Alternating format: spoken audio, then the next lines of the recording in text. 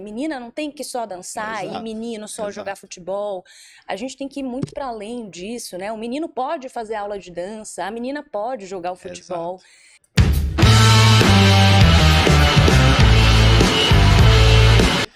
Olá a todos, sejam muito bem-vindos a mais um episódio do podcast Arte de Vencer. Meu nome é Cláudio Gonçalves, se você é novo no canal, se inscreva, deixe o seu like, compartilhe esse conteúdo com as pessoas que eu tenho certeza que vão gostar de cada uma das histórias que trazemos aqui.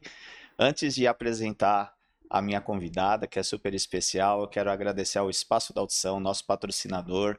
O Espaço da Audição é uma empresa de aparelhos auditivos, com centenas de pontos de atendimento em todo o Brasil, sempre um muito próximo de você. Então, faça uma avaliação auditiva com um profissional especializado todos os anos, independente da idade. Você sabia que 1 a cada 3 pessoas acima de 65 anos tem perda auditiva? E você sabia também que a perda auditiva é um dos principais fatores de risco de desenvolvimento de demência? Então, cuide da sua audição. Principalmente os jovens também, com o uso excessivo de fones de ouvido, tem ocasionado muita perda auditiva. O Covid trouxe uma sequela importante, então cuide da sua audição, porque é um dos sentidos essenciais para a sua qualidade de vida e bem-estar. Marque um horário com os nossos profissionais e, havendo a perda auditiva, o Espaço da Audição traz as melhores tecnologias de aparelhos auditivos para você, aos melhores preços de mercado, com condições extremamente facilitadas, algo que eu tenho certeza que vai se adequar ao seu orçamento e à sua necessidade. Obrigado, Espaço da Audição, pelo apoio, e também quero deixar um agradecimento especial à grande mídia que tem repercutido o nosso canal, um agradecimento especial à UOL, ao IG, à Jovem Pan de Campinas, que daqui a pouco eu vou falar também sobre a Jovem Pan, que tem repercutido algumas das nossas entrevistas, então meu muito obrigado a todos.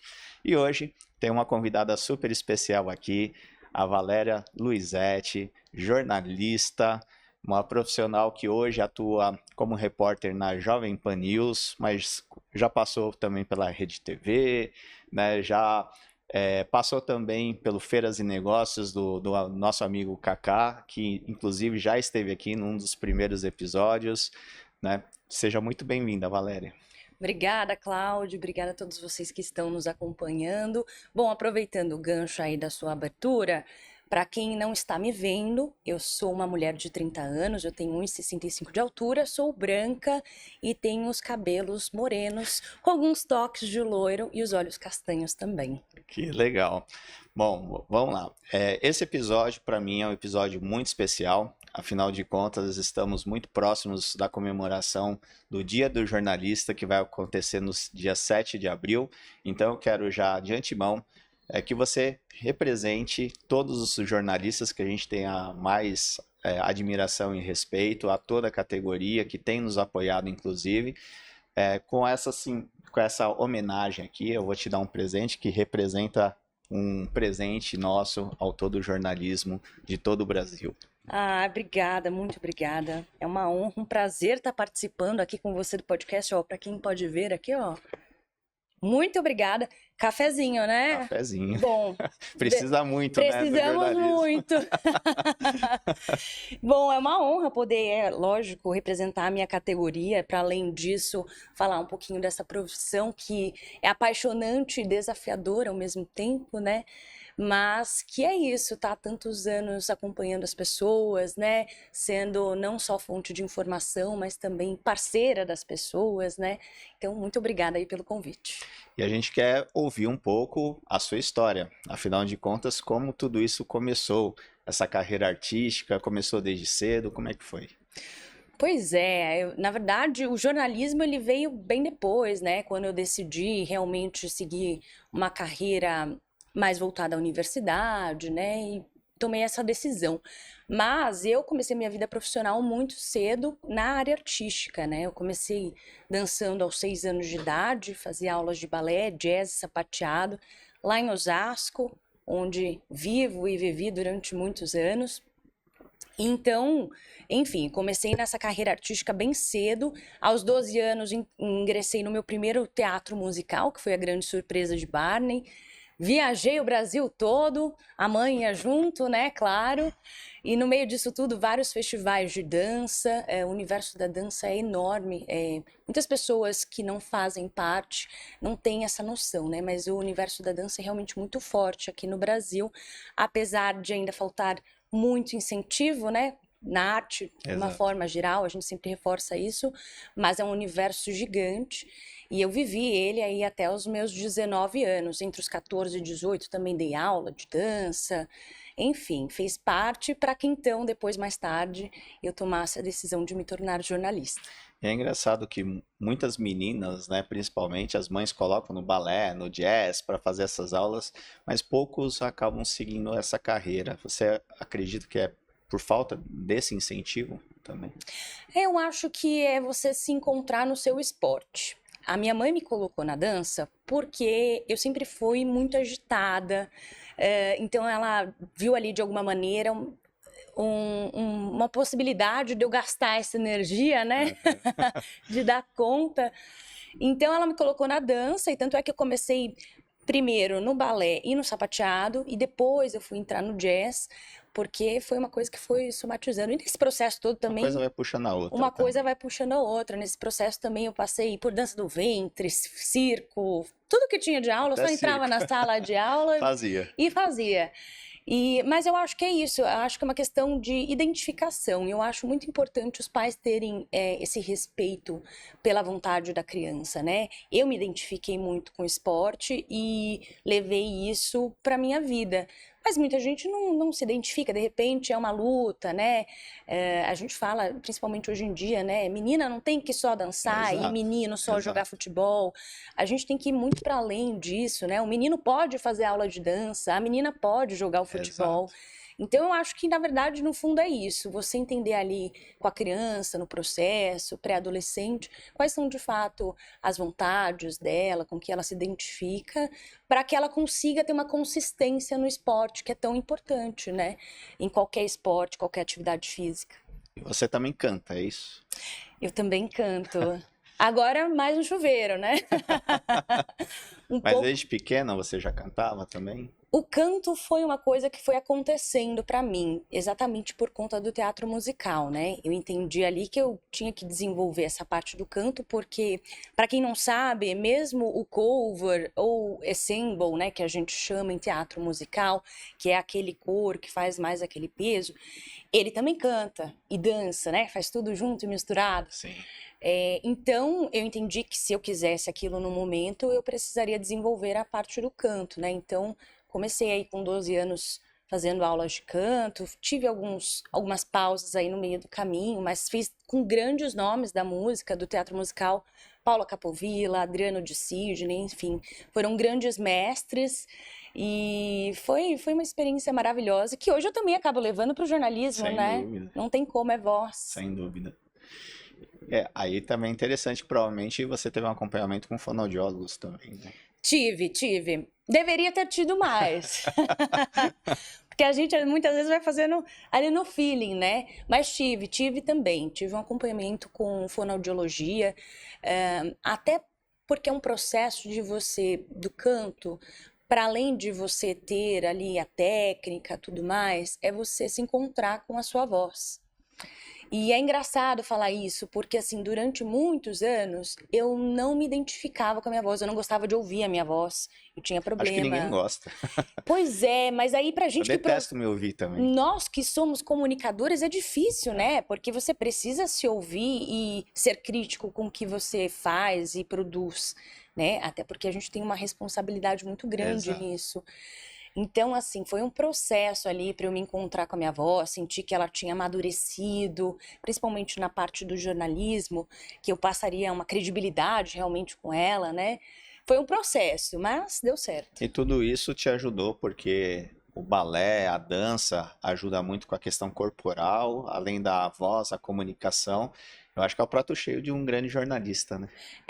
Eu acho que, é claro, todas essas minhas experiências anteriores, elas se somatizaram para que hoje eu me tornasse a profissional que eu sou. Cada profissional é único, né? Tem o seu jeito. Mas quando a gente fala em televisão, tem sim alguns cuidados, né? O primeiro deles é que a notícia é o principal. Então eu não posso ficar fazendo ali grandes movimentos, grandes gestos, tomar cuidado onde eu posiciono ali o microfone, porque a atenção realmente tem que ser a informação que eu estou passando ali naquele momento, né?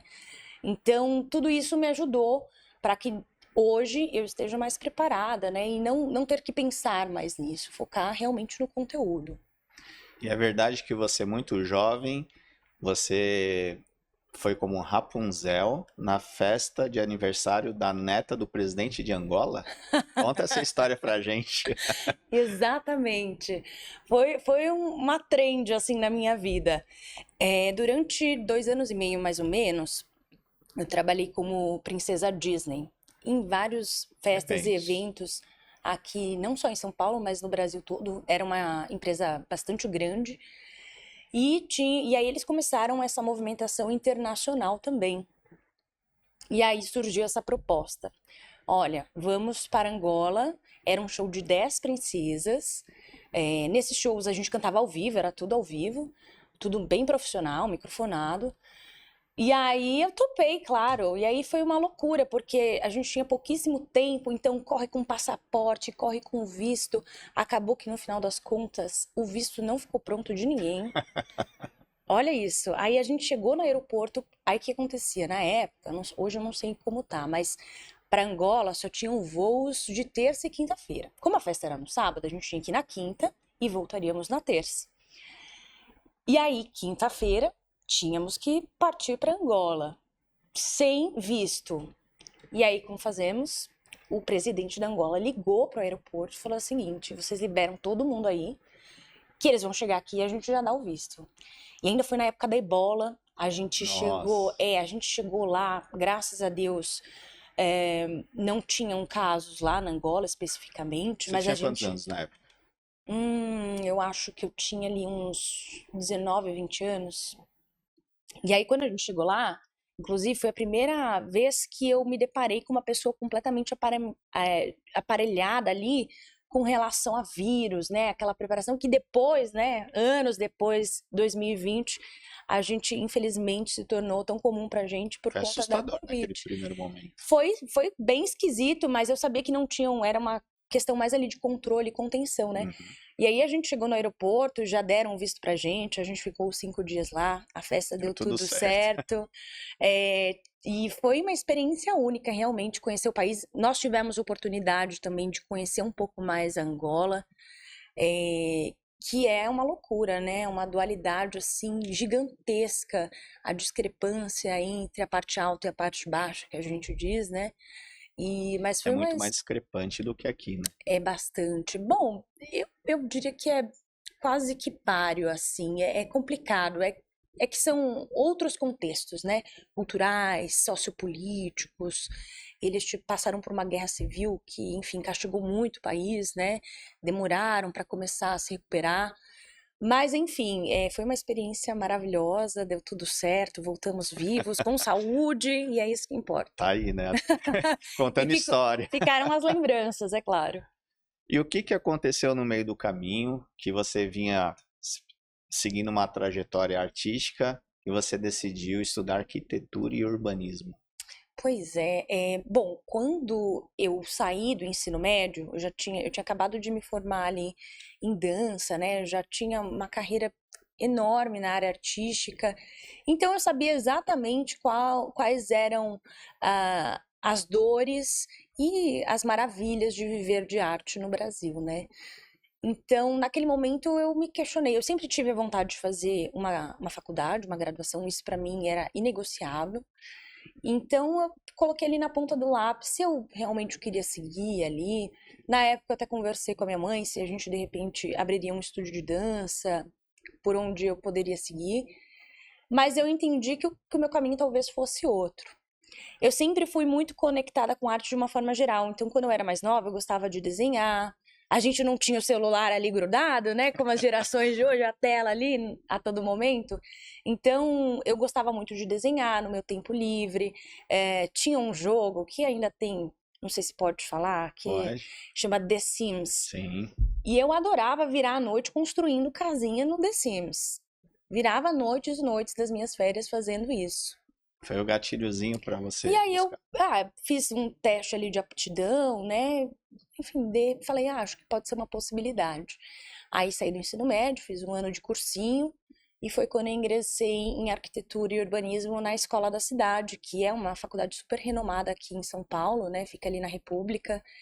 E, enfim, foi nesse período, inclusive, que eu trabalhei aí com eventos em paralelo, foi uma loucura. E por conta disso eu cheguei nessa decisão da arquitetura e urbanismo, mas durante o processo do curso eu fui entendendo que na prática talvez não fosse bem isso, que eu sentia falta de algo mais, tinha uma parte minha que estava um pouco adormecida ali, que estava querendo falar mais alto e não estava acontecendo. Talvez, não sei, enfim, se eu tivesse continuado depois com a maturidade, tivesse me descoberto em alguma área, mas ali naquele momento eu optei em encerrar o curso, trancar, até porque eu passei também no musical, que foi uma loucura. Mas foi isso. E aí não me arrependo de ter testado, tentado Fez durante um ano, mais ou menos? um ano e Um ano meio. e meio. Mas a graduação lá, na época, eram 6 anos, integral. Uau. Tenho vários amigos que se formaram, inclusive uma delas se tornou minha grande irmã, a Amable. Hoje ela mora na Bélgica, tem uma família linda lá. Mas, enfim, não prossegui, acompanhei os meus amigos ali e achei melhor deixar só para eles. E quanto tempo depois levou para você chegar à conclusão que era o jornalismo? Então, quando eu saí, aí aconteceu um processo ali, né? Porque quando eu estava trancando o curso, um amigo meu da dança me arrastou para o Rio de Janeiro, falou assim: olha, eu tenho uma audição lá para fazer de um musical, vem comigo, vem comigo. E eu falei assim: ele se chama Lucas, né? Até hoje é meu amigo. Falei: Lucas, meu Deus do céu, faz anos que eu não faço audição, tô fora do mercado, né? Tava ali mais focado na arquitetura, no máximo trabalhando com evento, mas é bem diferente você fazer uma audição para um teatro musical, Sim. né? Um peso muito maior. Não, vamos fazer. Aí fui, fiz. Enfim, acabou que eu passei e ele não. Olha Coisas como do a vida, destino. olha como a vida é. E aí era para apresentar um musical do Rock in Rio no Rock in Rio. Então, era um mês de ensaio no Rio de Janeiro e mais as 2 semanas na cidade do rock apresentando ali, né? Que foi uma baita experiência também. Nós apresentávamos 5 vezes por dia de Rock in Rio. Uau. Nosso palco era de frente com o palco mundo. Então, assisti todos os shows. Tem a recompensa, né? Foi a exaustão vinha no final do dia, mas assim, foi uma experiência única, realmente conheci pessoas maravilhosas, o elenco estava muito entrosado, foi uma experiência muito boa. E aí, quando eu voltei de lá, eu já voltei com essa ideia de que eu precisava voltar a estudar, porque eu tinha parado a minha graduação, estava vendo os meus amigos todos se formarem ali, seguirem com as suas carreiras, e eu ainda estava com aquela sensação de que eu estava meio perdida, né? Fazendo várias coisas, mas sem uma É, definição muito clara. tudo e nada ao mesmo tempo, Aham. né? E aí acabou que eu decidi voltar para o cursinho. Num primeiro momento eu ia prestar artes cênicas, só que ainda tinha aquele receio de e como vai ser viver de arte, né? E se não der certo, para onde que eu vou? O que eu vou fazer? E na época eu já tinha DRT tanto de bailarina como de atriz. Então eu identifiquei que assim, desculpa, caso não desse certo, Você tinha um plano B eu ali. identifiquei que caso não desse certo, a opção seria dar aula, que eu já tinha dado durante muito tempo e eu não tinha, assim, naquele momento me identificado. Hoje eu já tenho um pensamento diferente com relação a isso, mas para a área de comunicação. Uhum. Mas na época, eu não me via ali na área artística ministrando aulas ou sendo uma acadêmica.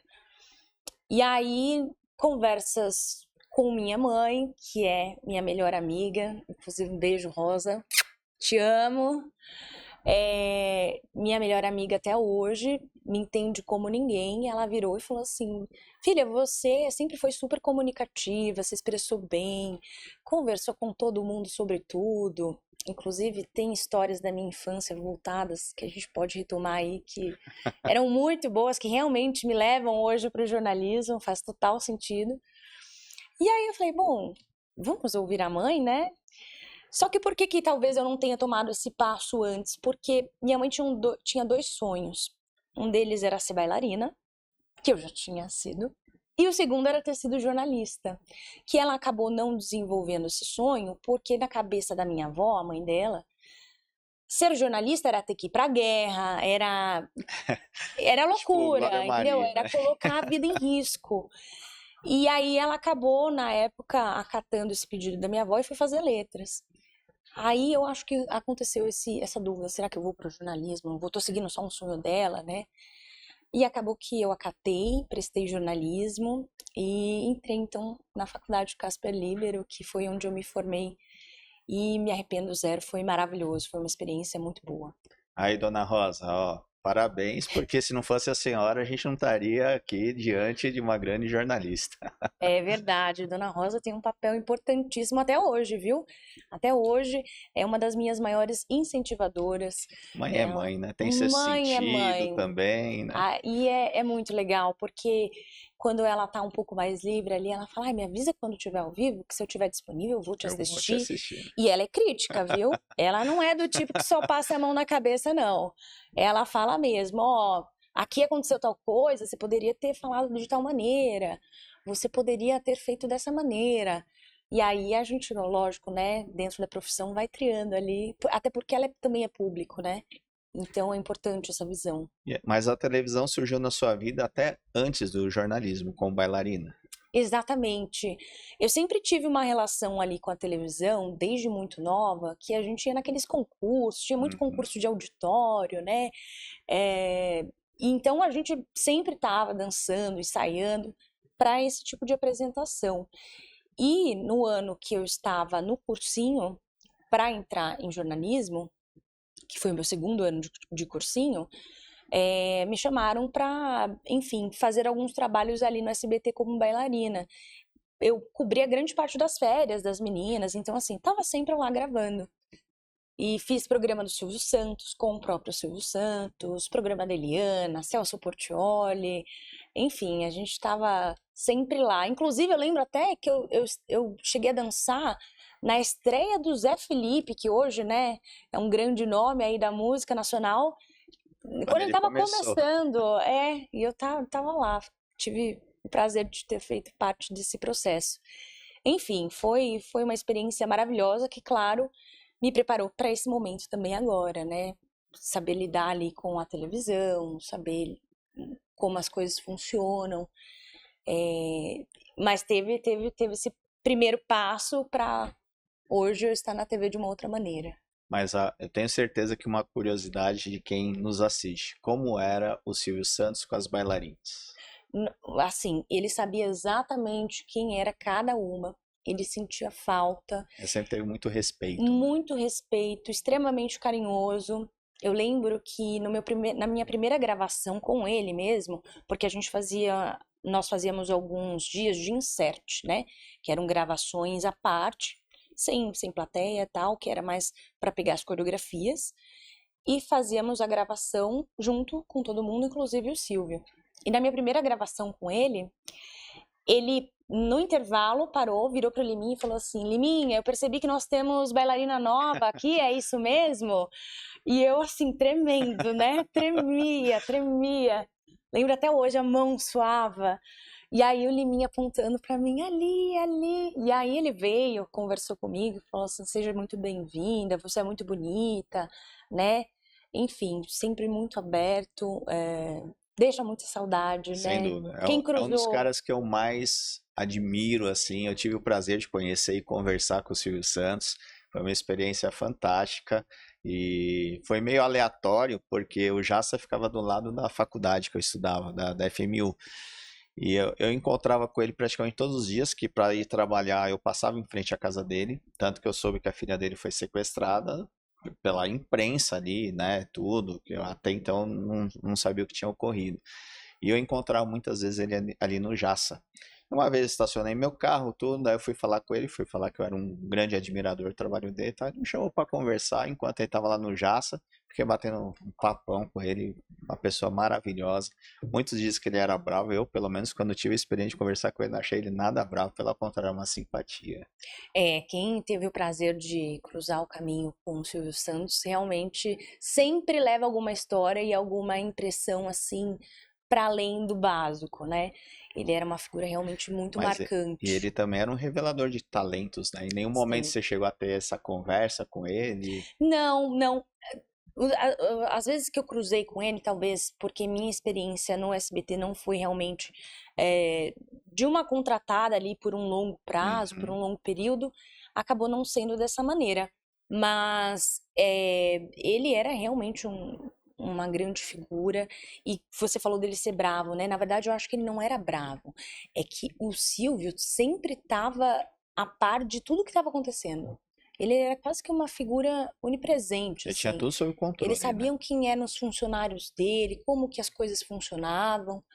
Então, eu acho que quando as coisas saíam do prumo de alguma maneira do que ele esperava, ele tentava ali, né, puxar Puxar de de volta. volta. Então, eu acredito que isso, inclusive, isso é muito do papel de um empreendedor, né? Principalmente quando você fala de uma empresa do tamanho que é hoje o SBT, né? E a sua primeira experiência efetiva trabalhando na televisão foi na TV Cultura? Foi. Na verdade, teve um breve passar ali primeiro pela TV Bandeirantes, que eu fiz parte do canal Terra Viva, mas foi assim uma experiência muito, muito rápida, porque os processos seletivos para estágio eram todos muito próximos ali, né? E aí me chamaram para cultura, era para uma coisa mais próxima do que eu queria, que era ser pauteira dos jornais. E aí eu fui. Isso foi no meu terceiro ano de graduação. E aí fiz os 2 últimos anos de graduação como estagiária na cultura, né? O primeiro ano como pauteira dos jornais, o segundo fui para edição do Matéria de Capa, inclusive fatídico ano da pandemia, né? Que foi um caos. Imagina. Ter concluído minha graduação, né? Enfim, também foi bastante desafiador no meio disso tudo. E, enfim, e aí depois continuei na cultura. Graças a Deus deu tudo certo. Fui efetivada como produtora do Roda Viva. Devo isso a muitas pessoas lá dentro que, enfim, torceram e torcem, que torcem ainda pelo meu sucesso. E, enfim, fiquei 2 anos como produtora do Roda Viva, trabalhando diretamente ali com a Vera Magalhães, uma grandíssima profissional que até hoje, enfim, eu aplaudo de pé porque realmente é muito boa. E aprendi muita coisa com ela também, trabalhando diretamente ali. Fiquei 2 anos no Roda, então ao todo foram 4 anos na TV Cultura. E cada ano parece que são 10, né? De aprendizado, não é? Televisão é bem intenso. Televisão é bem intenso. Mas eu sempre converso com amigos, também repórteres, jornalistas nas pautas. E eu acho que é um pouco disso que move a gente na profissão também, essa intensidade, sentir que tá vivo, tá vivendo, ver o factual acontecendo na sua frente, sabe? Poder reportar isso é uma responsabilidade Sem dúvida. gigante. Ali você forma opiniões, né? Mas ao mesmo tempo é isso, você está vivendo a história. É. Você está vivendo a sua vida junto com a história. E depois você foi para a Rede TV. Depois eu fui para a Rede TV. Aí foi um processo realmente. Passei por um processo seletivo, ninguém me conhecia lá. Foram conhecer o meu trabalho exatamente por conta dessa aplicação que fiz para vaga. Passei por um processo seletivo e aí entrei como repórter lá efetivamente, né? Porque na cultura eu comecei a fazer algumas reportagens. Ali foi o momento, e eu falo que foi um caminho muito saudável, porque eu passei por todas as áreas. Foi uma Eu transição sei ali de como bastidor para a linha de frente, né? exatamente, eu sei exatamente como tudo funciona, as dores e as delícias de cada área. Então, isso ao mesmo tempo faz com que a minha relação hoje, enquanto repórter, em frente às câmeras do vídeo, porque eu sou o rosto que está transmitindo ali, mas por trás tem milhares de Exato. pessoas para que aquilo dê certo, né?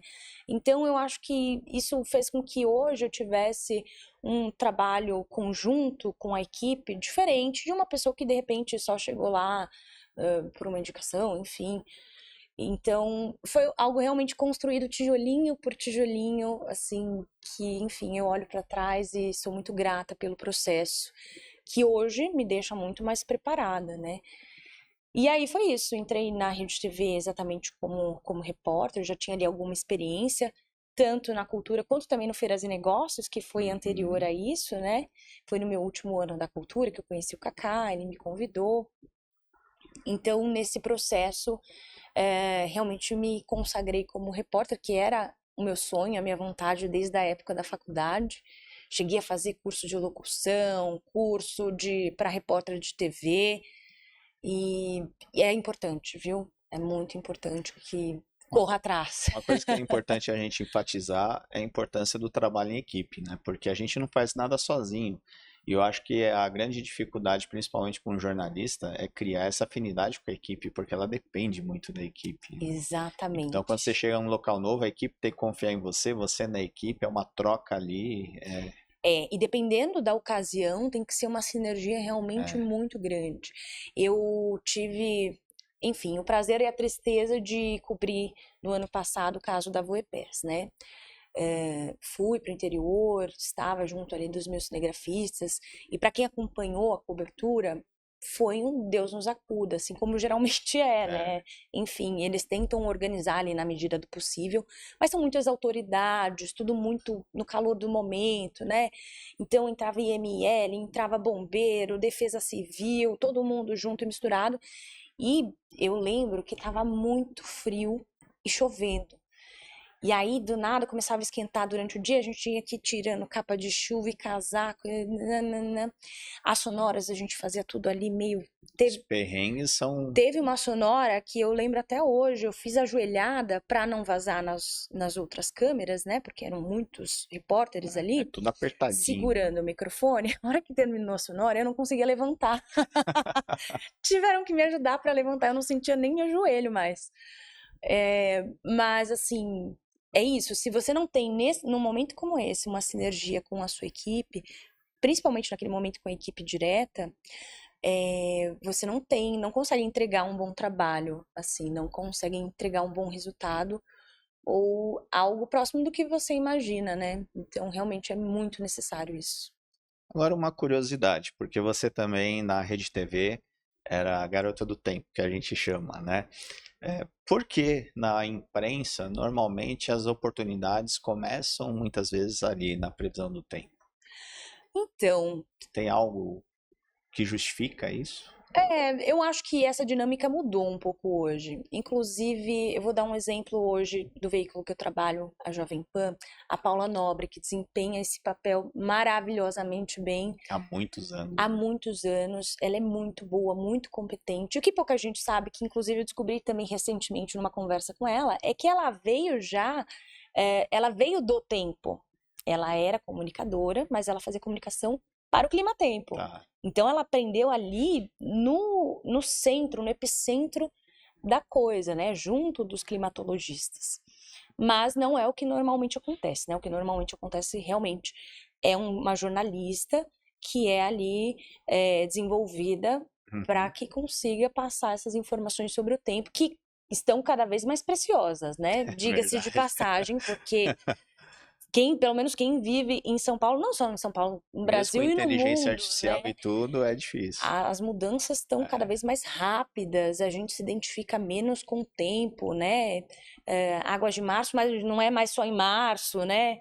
Enfim, e foi um caminho que aconteceu, foi uma oportunidade maravilhosa que eu tive lá dentro. Na verdade, quem é apresentador da previsão do tempo fixo é o Igor Silveira, que também faz isso maravilhosamente bem. E, enfim, a chefia na época entendeu que eu seria uma boa substituta ali num momento que o Igor precisasse folgar, precisasse tirar as férias dele, né? E aí ele me explicou como que funcionava, me ensinou. Eu tentei de alguma maneira entrar em contato ali com meteorologistas para que me explicassem pontos mais técnicos, né? É que falando especificamente lá, a gente não tinha tanto tempo ali para cobrir, né, a previsão do tempo. Mas foi uma experiência assim muito legal e diferente, é bem diferente do que a gente faz na rua, porque a gente está ali dentro do estúdio e a gente está cobrindo um tema só. é mais difícil. Não sei dizer se é mais difícil, mas é mais específico. eu vou dar um exemplo, se você é um jornalista que está cobrindo política, você vai entrar naquele universo e vai consumir política, e vai fazer suas fontes de política, e vai viver a política. Se você vai cobrir economia especificamente, você vai também mergulhar naquilo. Sim, A mesma coisa acontece com o tempo.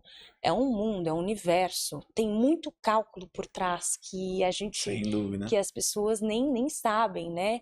Então a gente tem que de alguma maneira transformar o mais palatável possível essa informação, que inclusive é o papel do jornalista em qualquer contexto, né? Mas falando especificamente da previsão do tempo, tornar o mais mastigável ali para que a pessoa saiba se ela vai levar um casaco para trabalhar amanhã, se ela vai ter que pegar um guarda-chuva, se ela troca de repente o dia do home office dela. Tudo isso impacta, né? Porque É. isso está correlacionado com a cidade. O pessoal te cobrava, falava assim, você falou que ia fazer tempo bom e Ah, sempre tinha brincadeira, né? Sempre tinha brincadeira. Até porque a gente fala muito dessas chuvas isoladas, né? Que são chuvas que acontecem em alguns pontos com muita intensidade, em outros nada acontece. Foi, por exemplo, o que a gente tem acompanhado, por exemplo, o que a gente tem acompanhado aqui em São Paulo. Pontos de alagamento exorbitantes em alguns lugares, em outros não, né? Caiu dois pingos e nada demais e as pessoas ficam mais ué. Então sempre acontecia esse tipo de brincadeira, assim, mas é aquilo, a gente tenta dar um panorama ali, né? É difícil ser exato, é muito complicado. Inclusive tem um tempo ali para você dar a previsão. Passado ali de muitos dias, já fica muito impreciso, as mudanças podem acontecer ali. agora, um outro ponto que eu acho que eu queria abordar contigo, saindo um pouco dessa esfera, que é assim, a importância da comunicação também no empreendedorismo, que a gente vê que falta bastante, principalmente para os pequenos negócios, né? E você se especializou nisso. Então, eu queria que você falasse um pouquinho sobre a importância da comunicação e também como a Valéria hoje, ela também consegue ajudar essas pessoas que querem aprimorar. Perfeito. Eu concluí no ano passado uma MBA em marketing na Exalc USP, né? E isso surgiu, a ideia de fazer essa MBA surgiu exatamente porque assim, o meu trabalho também está na internet, né? Então, como que você trabalha a sua imagem? Porque de alguma maneira a minha imagem também é uma marca, Sem dúvida. né? Todos Mais valiosa até que o logotipo. Exatamente, mas ao mesmo tempo a gente está falando de um meio, quando a gente fala ali de Instagram, TikTok, que não cabe a mim, por exemplo, alguns tipos de conteúdo, que eles vão reduzir a minha credibilidade. Então, inclusive meu TCC foi sobre isso, sobre como jornalistas de televisão que estão ou saíram de televisão têm produzido conteúdo.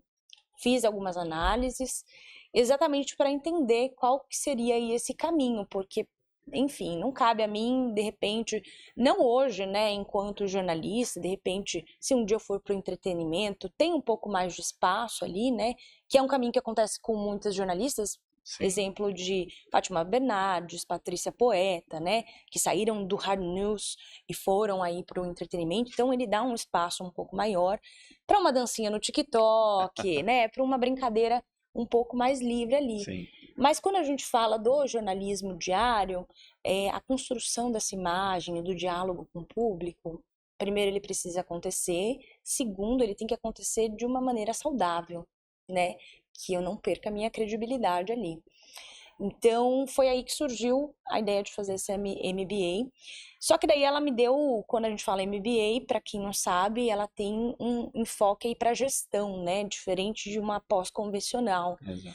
Então, ela me deu um panorama um pouco mais ligado aí também ao empreendedorismo. E eu tenho muitas amigas empreendedoras também, que tem loja de roupa fitness, que tem, enfim, milhões de possibilidades, né, aí no mercado, e fui entendendo também junto delas essas dores da comunicação, porque hoje todo mundo precisa se fazer presente na internet, seja no site, seja na rede social, enfim, todo mundo precisa estar ali presente, né?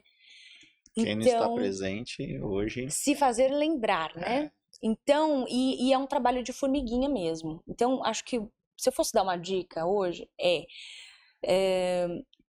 é um processo. Você, empresário, empreendedor, entenda, é um processo e você precisa começar esse processo e permanecer nesse processo. É como fazer atividade física. Você começa hoje, mas não adianta você fazer um mês e depois parar, largar de mão e daqui a 2, 3 meses voltar e achar que vai estar da mesma maneira. Não, não é assim que funciona, é um processo.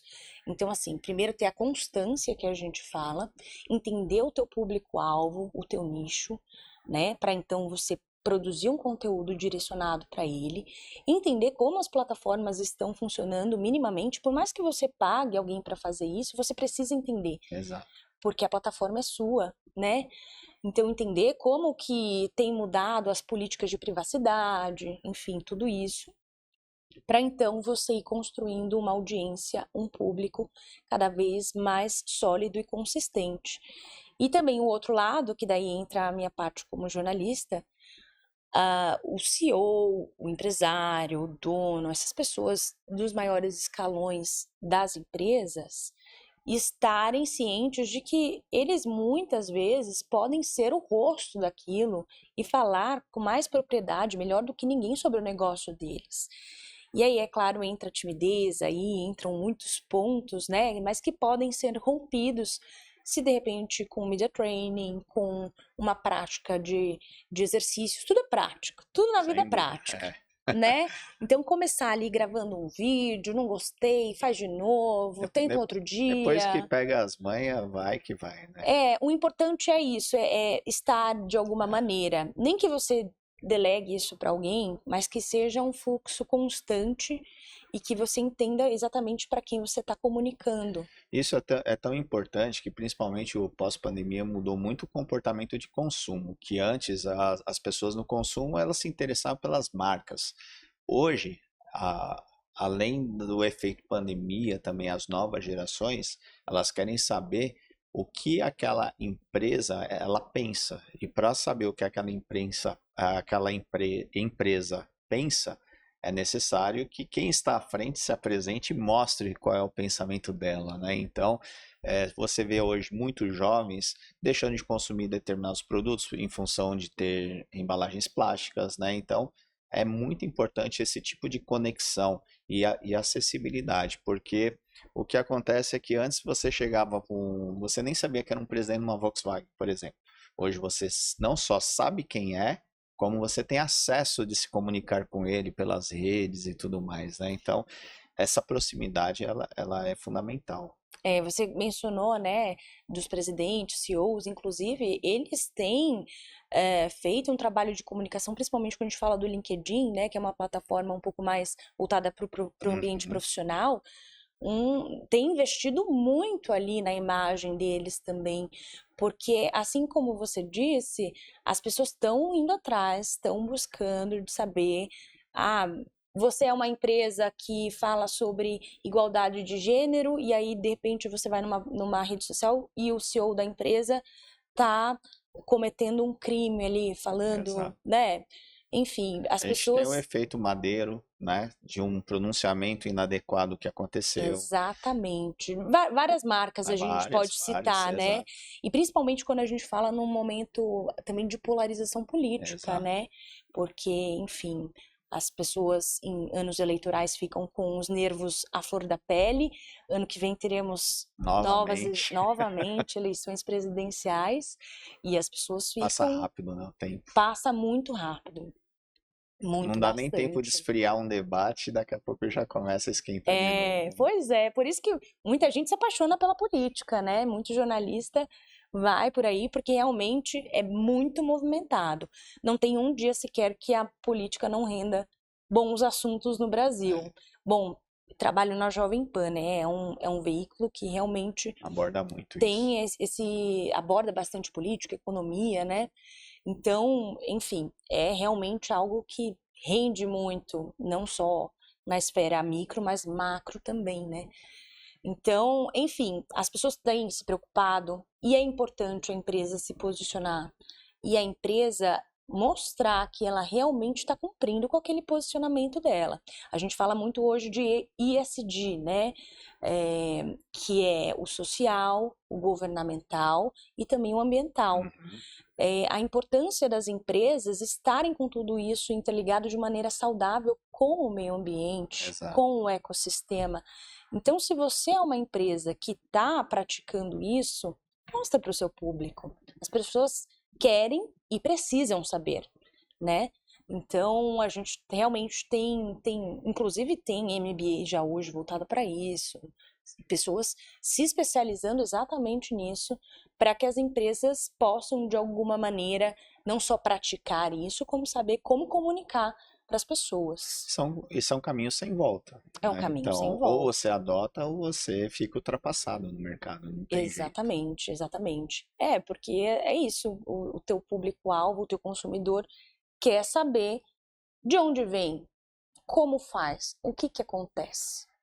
Porque se não faz parte da minha realidade, do que eu acredito, eu não vou consumir.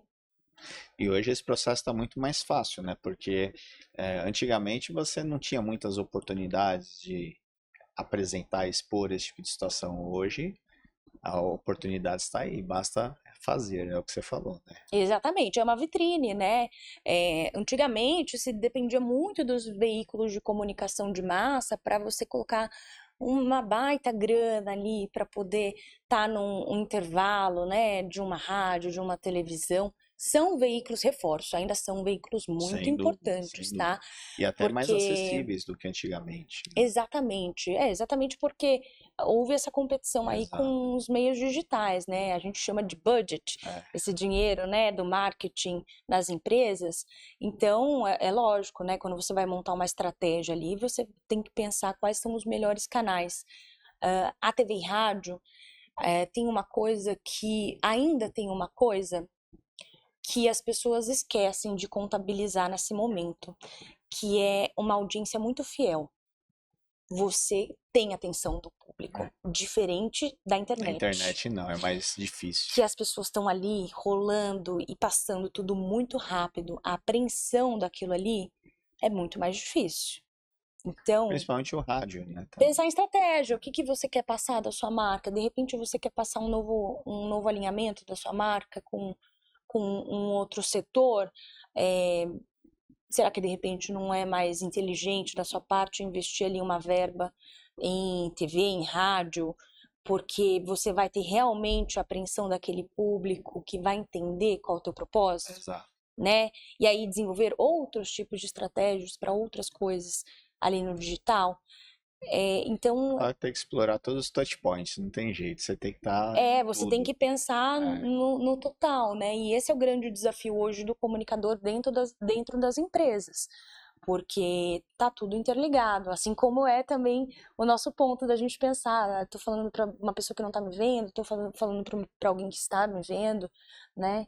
Enfim, são processos e que precisam ser aprendidos cada vez mais, desde o pequeno empreendedor até o grande empreendedor. eu separei aqui algumas perguntas que eu queria te fazer, tá? Eu queria que você falasse se alguma vez teve algum furo de reportagem que você estava pronto ali, mas que por algum motivo não foi ao ar, porque principalmente quando tem uma tragédia, alguma coisa, Aham. tal, às vezes todas as pautas são derrubadas para poder dar relevância a alguma coisa que algum fato novo que surgiu. Teve algum furo de reportagem assim que era super legal, você ficou animada, mas por algum motivo não foi ao ar? Eu acho que não, eu acho que não. O que acontece com alguma frequência um pouco maior é assim, você tem uma informação que você pegou ali no momento, apurou de repente com um morador, apurou com um bombeiro que estava ali na ocasião, mas você não necessariamente pode passar essa Uhum. informação adiante para o público, porque você ainda precisa apurar de outras maneiras, com outras fontes oficiais. Então, isso acontece. Então, eu meio que tenho a informação, mas ainda não posso passar adiante, porque eu preciso realmente ter a confirmação, né? Senão. Isso também A é muito apuração é a importante. premissa do Isso é jornalismo. muito importante deixar claro para todo mundo que nos assiste, né? O jornalista, ele tem esse cuidado em apurar, trazer a Sim, veracidade, tudo, sim. né? E junto da redação, né? Então a gente tá ali na rua, eu tô apurando ali na rua, conversando com um, com o outro, mas tô aqui conversando com a minha chefia, Esse né? processo é bem complexo, né? E conversando, ó, eu tenho essa informação, você consegue confirmar com alguém aí? Porque muitas vezes isso passa pela imprensa também lá, para eu continuar o meu trabalho lá e não perder um tempo, de repente, conversando com a imprensa. Ou, às vezes, eu tenho uma fonte direta lá e já vou na minha fonte direta. Oi, tudo bem? Ó, aconteceu isso, aquilo, é verdade, não é? Você me confirma. E aí, E na só era das então, fake news é mais difícil ainda, você tem que ter mais cautela ainda, checar até mais é, vezes, né? porque é uma responsabilidade muito grande, né? Tem casos que você está falando de vidas, tem casos que você está falando de impactos na vida das pessoas que não tem volta, né? Então você tem que ter um pouco de parcimônia nesse momento, ser um pouco mais frio, né? E para então passar uma informação realmente checada, fidedigna, porque isso também está coligado com a relação de credibilidade não só do jornalista, mas também do veículo que ele trabalha, né? A gente tem visto em algumas ocasiões, principalmente nas reportagens ao vivo, sempre alguma situação, às vezes externa, né? Pedido de casamento, tal, né? Qual foi uma das situações mais inusitadas ou alguma gafe que aconteceu ali de bastidor que você já vivenciou? Ah, com alguma frequência acontece, né? A gente está sempre muito exposto ali na rua. Mas eu vou contar uma recente que aconteceu. Eu cobri agora o carnaval, né? Na verdade, foi no pré-carnaval. Eu fui num bloquinho ali na região de Pinheiros. Eu tinha duas entradas ao vivo. E aí, na minha segunda entrada, na primeira entrada, se colocaram atrás de mim. Aí eu virei pra eles e falei assim, gente, só não grita muito, porque senão eu não ouço o meu ponto e eu não consigo ouvir meu retorno. Aí eles, tá bom. E aí deu tudo certo. Todo mundo falou assim, eles ficaram animados atrás, mas não te atrapalharam ali de alguma maneira. E na minha segunda entrada, teve um rapaz, e geralmente no carnaval a gente tenta ficar um pouco mais próximo da câmera, exatamente porque a gente sabe que as pessoas estão Bom, ali. né? E aí teve um rapaz que ele simplesmente passou na frente e parou. Só que ele parou de lado, assim, ele não percebeu que ele estava entre o espaço, a câmera e que eu estava. E aí eu fiquei assim, eu falei, e agora, o que que eu faço? Será que eu tiro ele? Naquele momento, e dando a informação. Aí um amigo dele foi muito rápido, deu uma cutucada nele e puxou ele de volta. E aí ele saiu assim, ó, da frente da câmera. E aí eu, na hora, brinquei. Falei assim, como vocês podem ver, o pessoal tá tão animado que não tá vendo nem a câmera aqui, né? E aí você tem que ter traquejo nesses momentos, Muito né? improviso. Porque acontece, e saber, naquela ocasião era um carnaval, então assim, levei com leveza, né, porque eu também não estava dando uma informação ou dados sobre, enfim, agressão, nada grave do tipo, estava falando sobre o carnaval realmente, dando um serviço ali, então tentei levar na brincadeira, então daí você tem que fazer uma leitura do ambiente, né? Mas pode acontecer. Eu já tive, a gente acompanha aí todos os dias colegas de profissão que já foram assaltados ao vivo, né? Tiveram um celular furtado. Enfim, infelizmente isso acontece, né? Está ali exercendo o seu trabalho, ou alguém vem e grita alguma coisa, enfim. Mas faz parte, você tem que aprender a lidar de alguma maneira, e eu acho que a chave da questão é a concentração, né? É você estar muito concentrado na informação que você tem que passar, engatar primeiro, eu falo, e vamos. E aproveitando até o tema, teve alguma situação assim que estava prevista e de repente não aconteceu do jeito previsto, você teve que mudar, ou algum convidado que estava marcado ao vivo que não apareceu, ou a câmera não funcionar, sei lá, algum problema técnico não acontecer e de Sim. última hora você teve que inventar alguma coisa ali. Ah, acontece, né? Acontece, sim. Enfim, enfim, eu não consigo lembrar de nada pontual agora. Mas acontece no dia a dia de, enfim, você chegar, de repente precisar de uma fonte, a fonte não tá lá, você tem que caçar uma outra fonte, saber quem que pode falar ali, tá de repente numa troca de turno, ou de repente a pessoa fala, putz, não posso mais gravar, tive um imprevisto, e aí você vai atrás nos seus contatos Deve ser ali, né? desesperador na hora, né? Nessa parte é importante, por exemplo, o processo que eu passei, porque eu fui criando fontes, né, durante esse processo, fui conhecendo personagens, histórias, muitas, inclusive, que se tornaram amigas pessoais depois. Então, enfim, é aí nesse momento que entra, né, as tuas fontes ali que podem te ajudar de alguma maneira. Mas quando a gente fala do factual, que por exemplo é o que eu tenho feito com maior frequência, é um pouco mais difícil isso acontecer, né? Porque tá ali, né? Difícil de não estar acontecendo. Sim. Eu brinco, cada dia é um flash. Imagina. E tem algum segredo de bastidor, algo que chegou na hora ali e te surpreendeu, ou até uma matéria que foi muito emocionante para você ou marcante? Eu acho que o caso da VUEPES foi algo que me marcou Quando você falou, eu bastante. imaginei que seria. O caso da VUEPES foi algo que me marcou bastante, primeiro porque a gente cobriu durante alguns dias, né? Foi quase um mês aí que a gente ficou nisso. Então a gente conversou com familiares, a gente É pesado. fez porta GML, fez o local do acidente, conversamos com pessoas do próprio condomínio. E, enfim, é uma tragédia, né? Ninguém quer isso, ninguém gosta disso, mas ao mesmo tempo a gente entende o nosso papel ali, né? De alguma maneira, até trazer esclarecimentos para a população, tranquilizar no que for possível, né? Então, assim, foi algo que me marcou bastante. Eu acho que me transformou também como profissional, porque cobrir grandes tragédias como essa não é fácil, Não, não é. nada fácil. Mas ao mesmo tempo é isso, te prepara para tudo, para tudo. E você tem que manter a compostura ali. Muitas vezes nós somos seres humanos, né? A gente também sente, Sim. e a gente sente a dor dessas famílias. É difícil não se envolver. Não tem como você não se colocar no lugar daquela pessoa, né? Putz, e se fosse um familiar meu, ou se fosse eu mesma, né? Enfim, se fosse minha mãe aqui dando entrevista. E aí também entra de você ter uma sensibilidade até com quem você está tratando, como você vai tratar, não é de qualquer maneira que você aborda, né? Tem os cuidados ali daquele momento. A pessoa também tá ali emocionalmente muito abalada.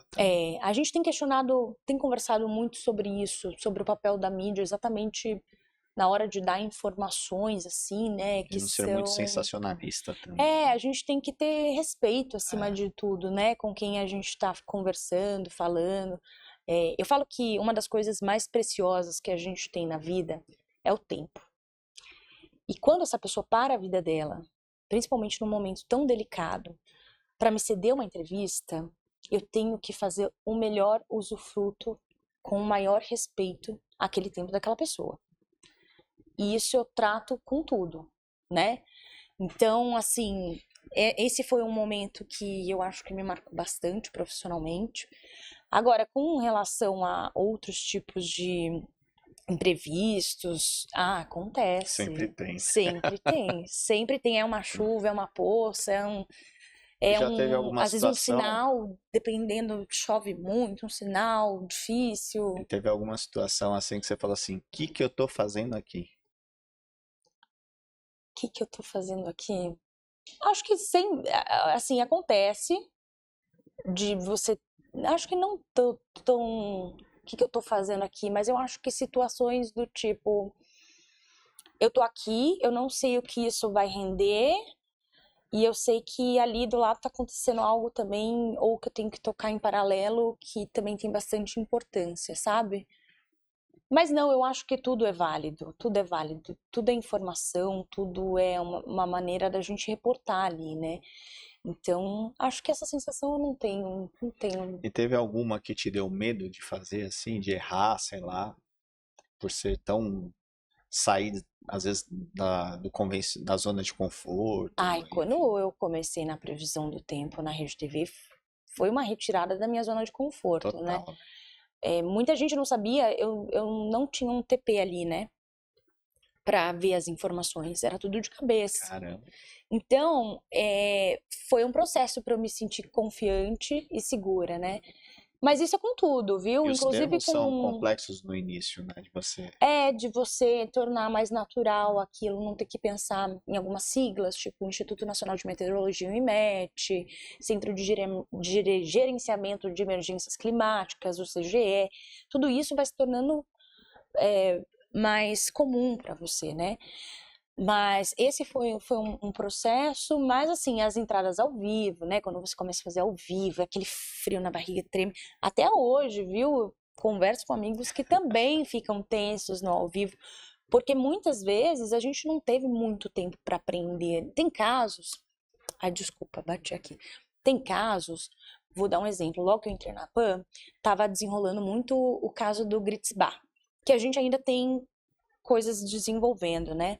Mas estava uma coisa mais intensa ali de apreensões, né? Enfim, uma mobilização, secretário de segurança ali do estado, dando sempre coletiva. Então a gente rolou uma. Então você está sempre a par das atualizações, sempre ali acompanhando o caso, Mas às vezes acontece de pingar uma coisa no seu colo, do tipo, eu não estava tanto cobrindo isso, mas peraí, pausa, respira, tenta identificar, tinha algum outro colega seu que estava cobrindo, tenta trocar uma figurinha, né? Para então se sentir realmente seguro e poder passar essa informação adiante da melhor maneira possível. Então, nesses momentos, às vezes dá um friozinho um pouco maior na barriga. Fora a responsabilidade, né? Porque assim, a gente, lógico, é o nosso papel enquanto profissional tá a par de praticamente tudo que está acontecendo, principalmente no nosso caso, repórteres de rua, pode aparecer de tudo, né? Um problema de cidade, meio ambiente, política, economia, pode aparecer de um tudo. Cultura. Então, você tá ali, a gente brinca que somos generalistas, né? Então, você tem que entender ali, se você vai aprofundar mais um tema, quem que pode te ajudar. E aí eu acho que nessa hora entra o fato de você saber ouvir o próximo, né? Você não ter medo de ouvir o próximo ou parecer menor, né? Porque é isso. Ninguém é especialista em tudo. Exatamente. E você já teve a oportunidade de entrevistar várias celebridades, né? Mas quem você ainda não entrevistou, mas que você gostaria muito de entrevistar um dia? Quem eu não entrevistei? Não sei, eu tive muitas experiências legais. Quem eu não entrevistei? Acho que eu nunca parei pra pensar nisso, sabia? Eu tenho uma relação com artistas, com políticos, que eu acho que vai para além da fama ali, sabe? Eu acho que todo mundo tem uma coisa para entregar, mesmo a Dona Maria ali do bairro. Eu acho que ela às vezes pode me render uma entrevista como rende, maravilhosa, de experiência de vida, de exemplo. Então eu acho que eu não tenho muito isso de uma persona que assim, meu Deus. Mas lógico, né? Tem pessoas que você entrevista, você fica ali. Ai, meu Deus do céu. Eu não acredito que eu tô falando com essa pessoa. Eu vou dar um exemplo. Eu cheguei a entrevistar para o Leitura Dinâmica o Mister M. Mister M fez parte da minha infância inteira, né? Quem não lembra da voz do Cid Moreira? Verdade. Mister M. Nossa, lembro super da minha infância.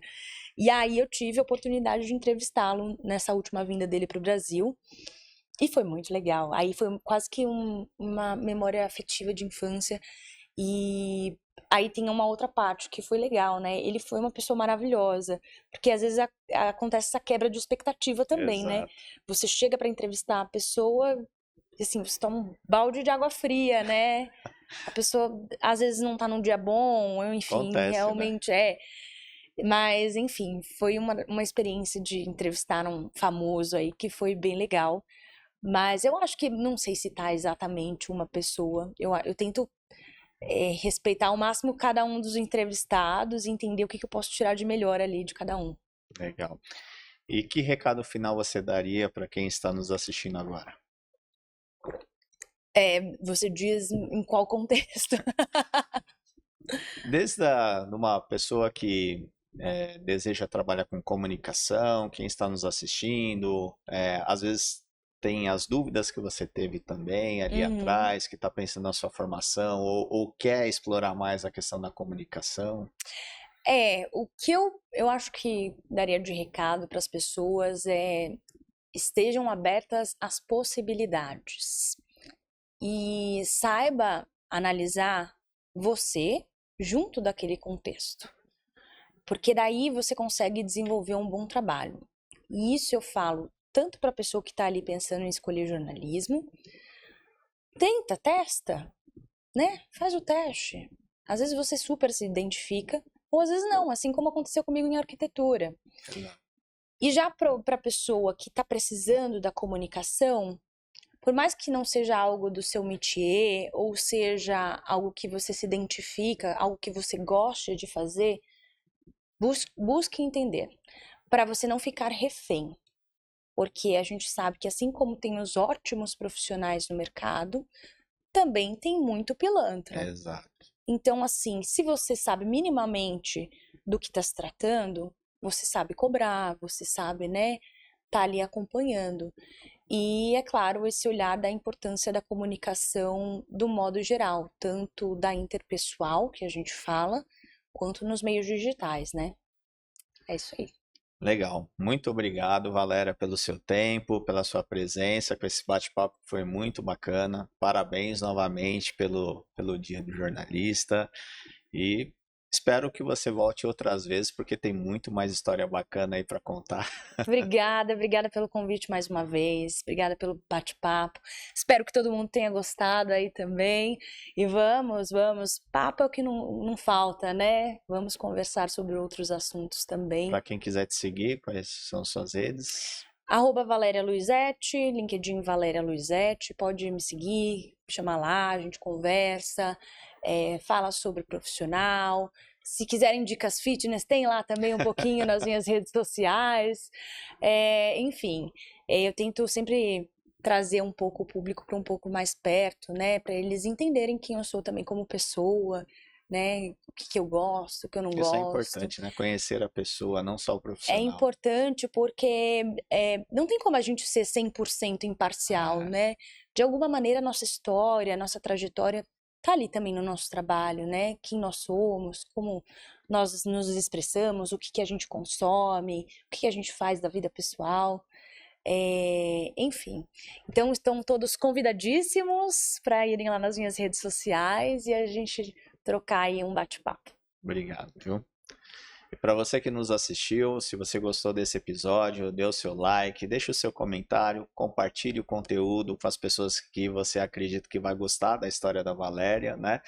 E agradeço demais novamente toda a interação, nós lemos todas as mensagens, procuramos responder todas elas e a gente está muito feliz com o engajamento de todos vocês. Muito obrigado e até o próximo episódio do seu podcast Arte de Vencer. Até lá!